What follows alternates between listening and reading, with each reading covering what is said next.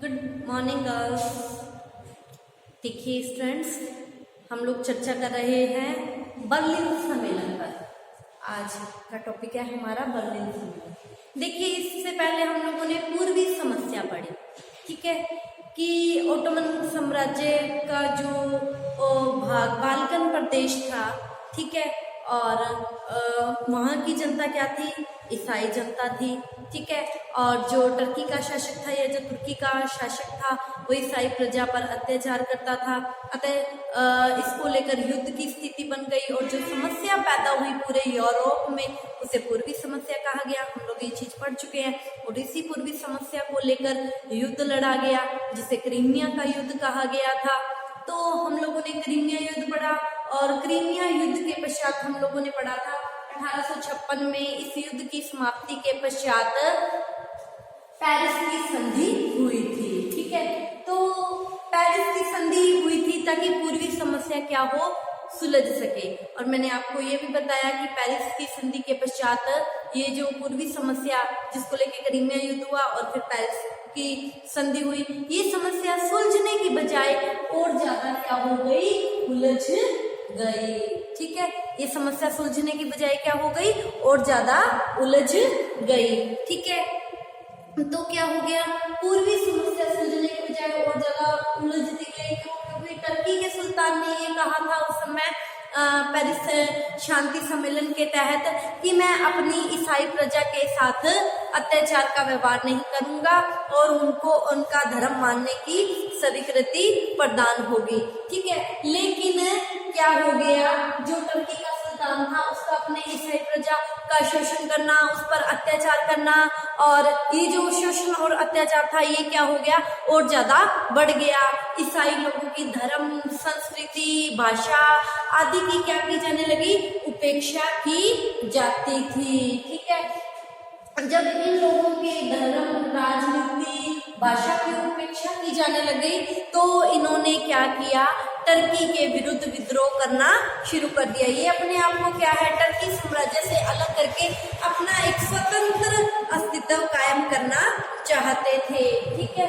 और यूरोप के जो अन्य देश थे वो भी, उनकी जो सहानुभूति थी वो भी ईसाइयों के ही पक्ष में थी। वो भी चाहते थे कि बाल्कन प्रदेशों की जो ईसाई जनता का टर्की के सुल्तान के द्वारा जो शोषण किया जा रहा है वो शोषण क्या होना चाहिए, खत्म होना चाहिए। अतः यूरोप के अन्य देशों की सहानुभूति भी ईसाई लोगों की ओर या बाल्कन प्रदेश के लोगों की ओर हो गई और वो भी बाल्कन प्रदेशों की मदद करना चाहते थे।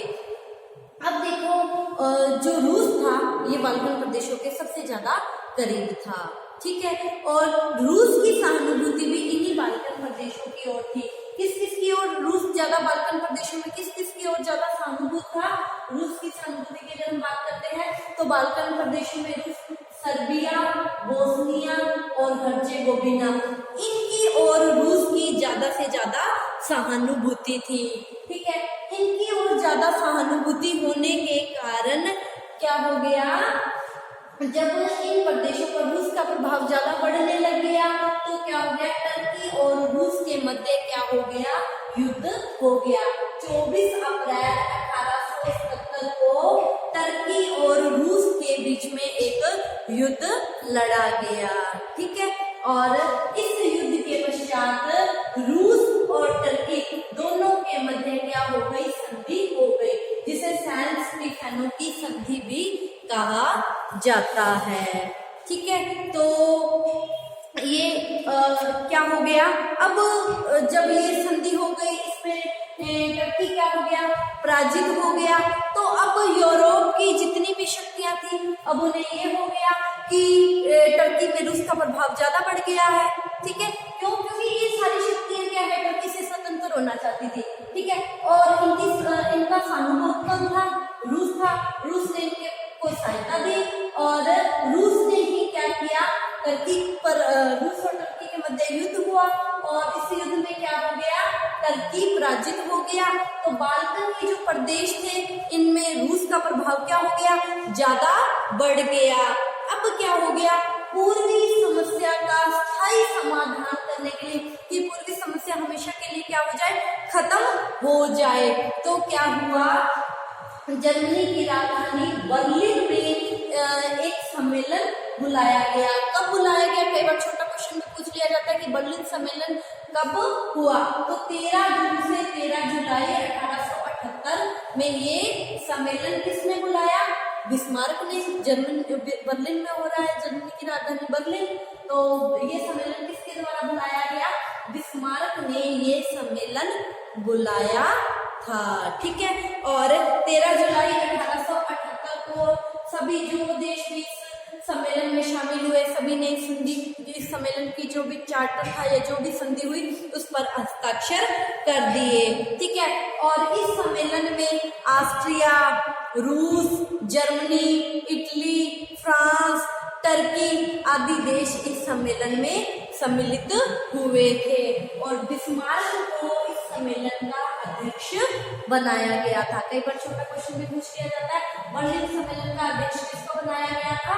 बिस्मार्क को इस सम्मेलन का अध्यक्ष बनाया गया था। ठीक है। तो ये बर्लिन सम्मेलन या बर्लिन संधि के नाम से भी यही जाना जाता है। ठीक है। अब देखो, बिस्मार्क ने, हम बात करते हैं कि ये सम्मेलन, बर्लिन सम्मेलन क्यों बुलाया गया था? बर्लिन सम्मेलन बुलाने के क्या कारण थे? देखिए, पहला कारण माना जाता है रूस व ऑस्ट्रिया में मतभेद बढ़ गए थे।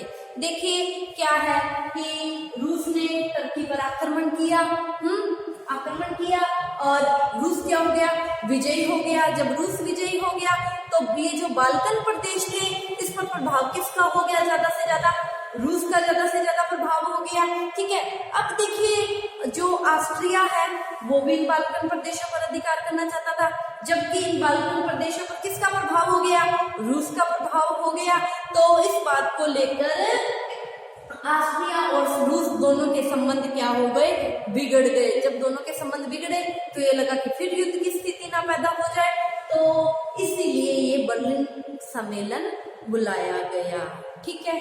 और दूसरा कारण माना जाता है रूस के प्रभाव में वृद्धि। देखिए, ये जो सम्मेलन था, देखिए जितना भी विश्व का जनमत था वो सारा टर्की के विरुद्ध था।